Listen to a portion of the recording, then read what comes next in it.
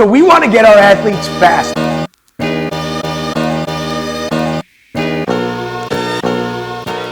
One, you got to run 100% all freaking out. Now, the easiest way we do that, but it costs freaking money, is with lasers, right? We have 4 different dasher systems. We've used free lap in the past, as you see guys sprinting. You got guys on the field. You got guys on the court. We've done it at just a freaking park in the past. But the easiest way to make sure that guys are going 100 miles an hour, giving their very best, is by freaking competing. Now, what we're going to dive into now, the 5 best competitive sprints that are super easy to implement. You'll notice that we'll dive into the main components of acceleration. Now, let's get after it. The first video or exercise that I freaking love that you're about to see is just standing right foot up or left foot up. Now, a couple keys here that we want to go over is, one, you are pushing off that front ball of the freaking foot. And the second one is you want big arms and aggressive arms. I'm even okay if it crosses that body. I find a lot of cues when you're saying cheek to cheek, like I used to coach in the past, it creates too much stiffness in the upper body and not enough rotation in the athlete. Then the third thing that I want to focus on, okay, on this just initial start, we're going to a bunch of acceleration stuff, but just of this starting stance, you're pushing off the front ball of the foot. You have big arms, and then when you push up the front ball of the foot, you want to get extended. And those arms, you're going to find out, they're going to create that freaking hammer that we call. The hammer is the separation of that thigh, and you're going to see a great angle of the foot. So then you set yourself up to push back down in violence.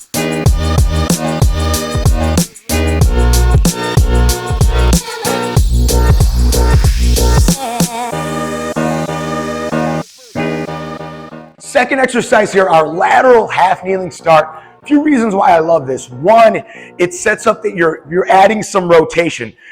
The sports that we play, whether it's football, baseball, basketball, you're rotating and moving. So I love that little variation that you're going to be pushing off that groin. You're going to be driving, and then you're going to get some rotation. And what you should set yourself up in is that first step that you take sets up a great attack angle of the foot.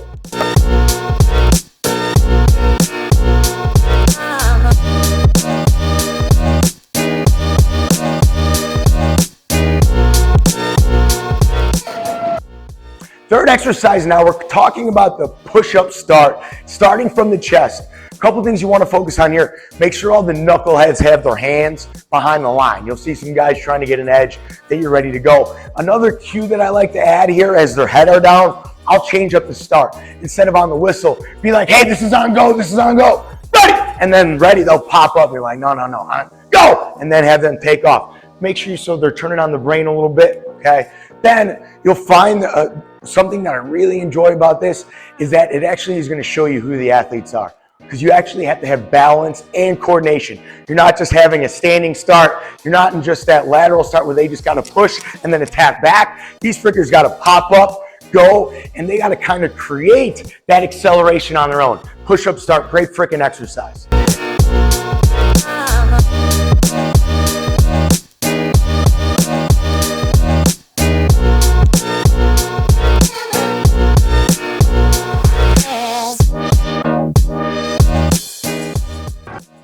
Now our seated right or left turns. One, if you're running this and they're next to each other, just say, hey, raise your right hand, and have them all raise their right freaking hand and be like, you're turning that way.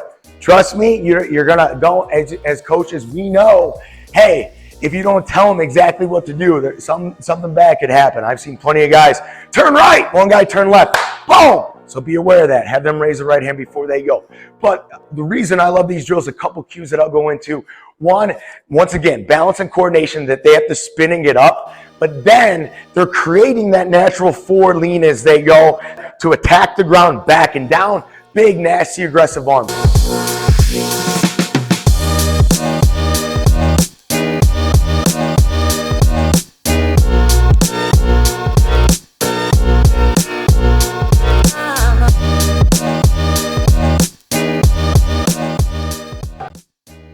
4-point stance. A couple cues right off the bat with the 4-point stance, right? You want to make sure the shoulders are over the line, really aggressive. It should feel like you're almost falling forward, and you want to tuck that chin, load up the backhand of the glute, then mean, nasty, and aggressive arms.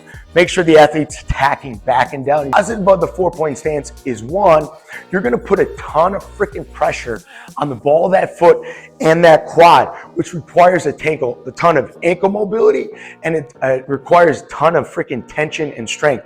That's why you'll see to my right and left, you'll see some of the ankle mobility stuff that we do over here. Then you'll see actually some of the isometric, we do a ton of isometric work, whether it's single leg, whether it's in a split stance, with a vertical shin, whether it's in a split stance with aggressive acceleration shin angle, right? That creating that attack angle on the ball of the freaking foot. And then you go nasty and aggressive with the arms.